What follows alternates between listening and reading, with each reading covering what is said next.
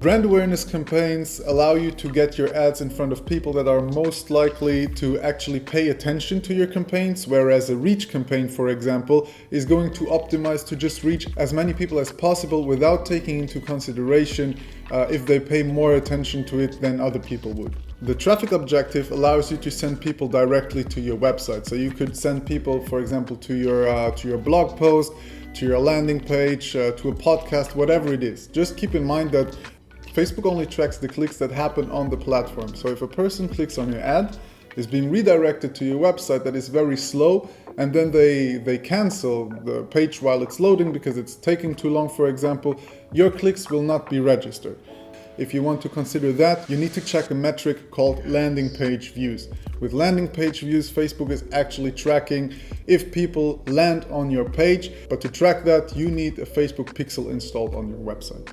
Next, we have app installs, which is pretty straightforward. You can optimize your ads to reach people that have downloaded apps in the past and redirect them to the App Store where they can download your app.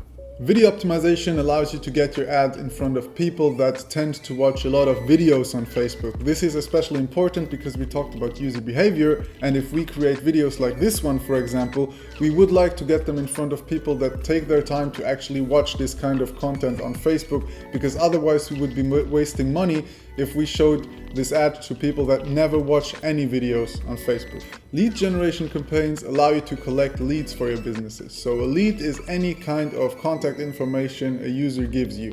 So if you have a lead campaign, you can, for example, collect email addresses in order to send people a free ebook, for example, or subscribe them to your newsletter without actually having to send them to a landing page where they have to put in their email addresses.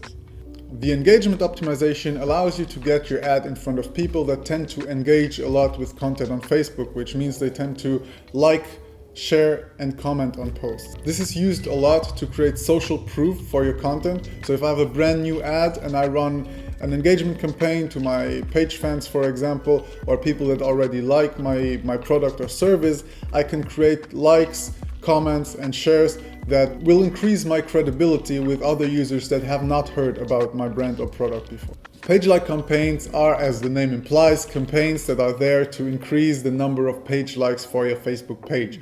This is a great way to grow your audience because you do not rely on organic growth, but you can actually get your page in front of people and motivate them to follow you.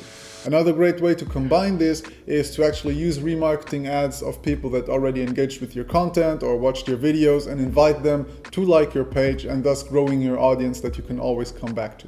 Event responses are also pretty straightforward. So if you have created a Facebook event, you can get this event in front of people to actually populate the event and increase the number of people that will actually show up. Next, we get to the conversion objective. In order to use these objectives, you have to have a Facebook pixel installed on your website. So first of all, what is a conversion? A conversion can be anything from a sign up to an actual purchase on your website. So you can tell Facebook to find people that are most likely to take a certain action on your website. In order for this to work, your Facebook campaign will be learning for a while in order to get at least 50 conversions to understand which kind of profile takes this action, and will then continue to show your ads to the people that are similar to the one that already took conversions. With awareness and consideration, you build up the relationship, and conversion is basically the marriage proposal where you get a yes or no, and it is decided if this person is going to be converted into a customer. Catalog sales basically allow you to directly import your products from your product catalog to Facebook in order to facilitate a direct purchase in your e-commerce store. This is also great for dynamic ads, so Facebook will automatically choose products from your catalog and rearrange them automatically. Store traffic allows you to promote your brick and mortar store and basically uses GPS tracking to identify if people actually came to your store after seeing the ad or not. If you are interested in this, make sure to check out our Facebook ads course at neonacademy.io. There we go into this in detail and explain you how you can use them in practice.